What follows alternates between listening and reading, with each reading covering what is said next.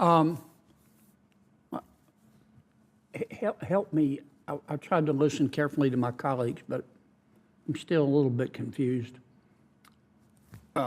You've been IG since 2011, and you do a lot of internal investigations. In other words, did some particular employee at the Fed not do their job? Is that correct? Yes. About how many of those you think you've done? Well, in terms of investigations of potential misconduct or wrongdoing, we have typically had a running average of about 60 or 70 of those. Obviously, the pandemic... Is that total? 60 or 70 a year? No, at any point in time. Okay. Many of them are closed. New ones come in through our hotline, which we open up. But that's typically a rough gauge for how many investigations we have pending. Since you've been there in 2011, again, I'm talking internal investigations, would 500 sound right? I'd have to look into it. I don't want to give you a number. No, I'm not going to hold you to it. Wasn't many. Is it more? You think it's more than 500? I would like to look into it and get you an exact number. Okay. In what percentage of the cases, just ballpark, do you find wrongdoing? Again, it would be a wild guess, and I'm not comfortable giving one to you, but we can certainly look into that and develop those numbers for you. Frankly, I would have thought you'd would have that before you came today. We think it's more than half? No, I would not think so. More than a quarter? That's where I'm uncomfortable. Well, is it happen frequently that you find wrongdoing or infrequently? It's not infrequent. It's not infrequent? Mm-hmm. Okay. All right. And when you find wrongdoing, are the people who committed the wrongdoing, according to your report, fired? Sometimes. Okay. What percentage are fired? Again, sir, I would like to get you a specific number if that's what you'd like. Yeah, I think if you could get us that number, and perhaps we could do this again.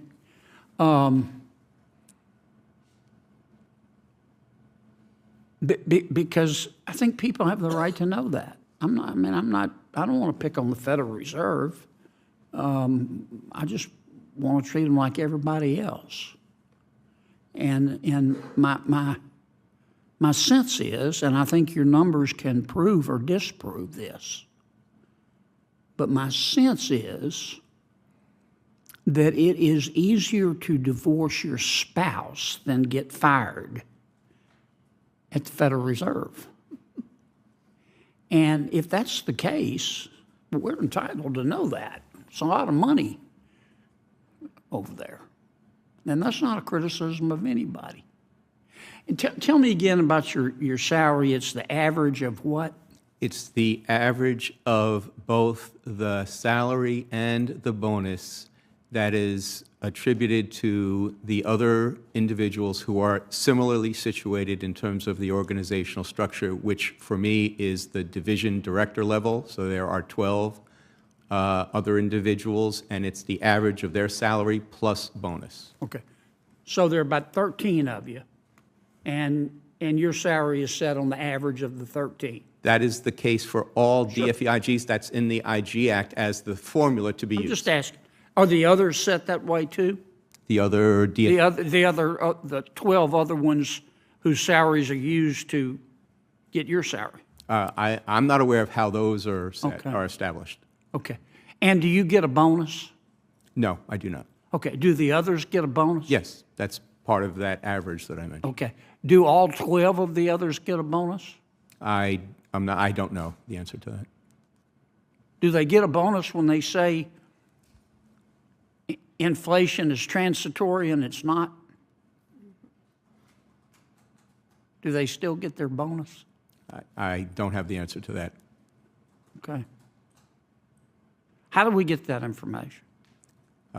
Requested from the Federal Reserve folks. How about we call the IG? Can you get it for us? IG should not be in the position of getting information to turn over. if we're not otherwise engaged in an audit or evaluation or investigation. I know you're in the, if I could have 30 more seconds. I know you're in the process of looking at the bank failures, and I don't want you to, I'm not trying to put you on the spot because you don't know yet, but you know, I find two things ironic. Maybe irony is the wrong wrong word to use, but as a result of these well, strike that. It seems that ever since the Great Recession, we've been very concerned, as we should be, about banks that are too big to fail. Big is dangerous. Kennedy starts deceptively calm. His questions sound simple, almost casual, but anyone who's watched him before knows this is phase one. He's laying the groundwork, testing whether the witness will answer directly or dodge. Here's where it gets interesting. Kennedy asks what should be a basic oversight question. Instead of a clean answer, he gets a long, careful response. And that's when Kennedy senses blood in the water. This phrase is classic Kennedy. "I'm just asking" is his way of saying, this shouldn't be complicated. It's rhetorical judo. It makes the witness look unreasonable for not answering something that sounds obvious. To be fair, inspectors general often speak carefully. They avoid speculation, protect processes, and stick to narrow language. But that caution can come across as evasiveness, especially under Kennedy's spotlight. Watch what Kennedy does next. He doesn't escalate emotionally. He escalates logically. He rephrases the same question, shorter this time. Less wiggle room. This is deliberate pressure. The reason this exchange matters is the institution involved.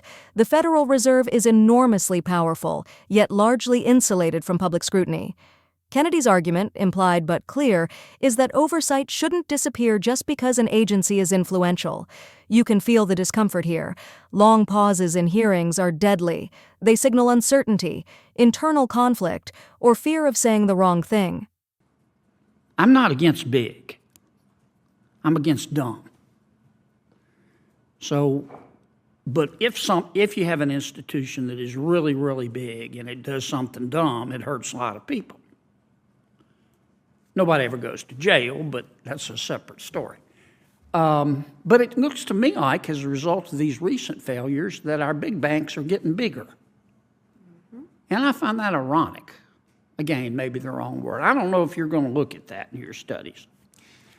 Well, Senator, that strikes me as being a straight-ahead policy issue. Mm-hmm. The Federal Reserve Board decides what rules of engagement for the supervision of banks at different sizes, tailoring, and all of those are supervisory, policy-based decisions, and the IGs are prohibited from getting involved in overseeing policy. Senator Warren and I may disagree with this, but we disagree a lot, but we still like each other. But see, if I ask Mr. Barr that question, I think the answer I'm going to get is, look, the problem with the bank failures is the management did dumb things, and they were incompetent. And yes, some of my regulators were not as proactive as they should have been, but it's Trump's fault. Trump ain't my homework.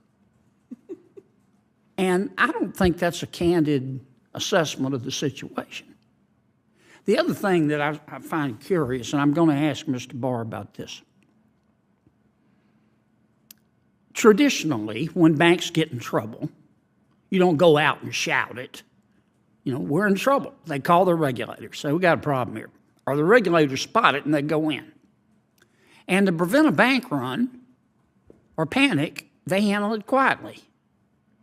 And the regulators will call around with other banks that are healthier and say, can we affect a marriage here? And that doesn't seem to be what's happening. And as a result, the healthy banks that would normally come in and help for a price, a fair price, and help the failed bank, the healthy banks, they're pretty smart. They're waiting. They're going, no, we don't want to come in too early. Let's let them go under. And then we'll come in and we'll get a great deal, and the taxpayers will have to guarantee all our potential losses. Can you look into that?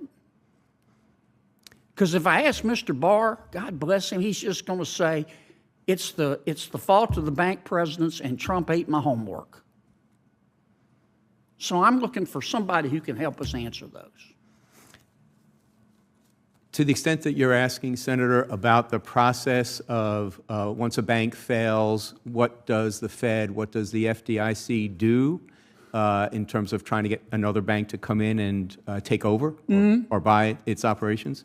That would be kind of post-failure, so that wouldn't be part of our current review, material loss reviews, but we can consider looking into the kind of post-failure issues like that, or discussions that may have been had with the other financial regulators. I'm taking too long, but here's what I'm getting to.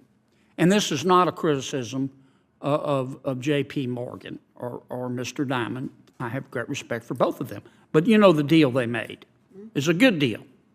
I'm not suggesting that they shouldn't have made a good deal for their shareholders.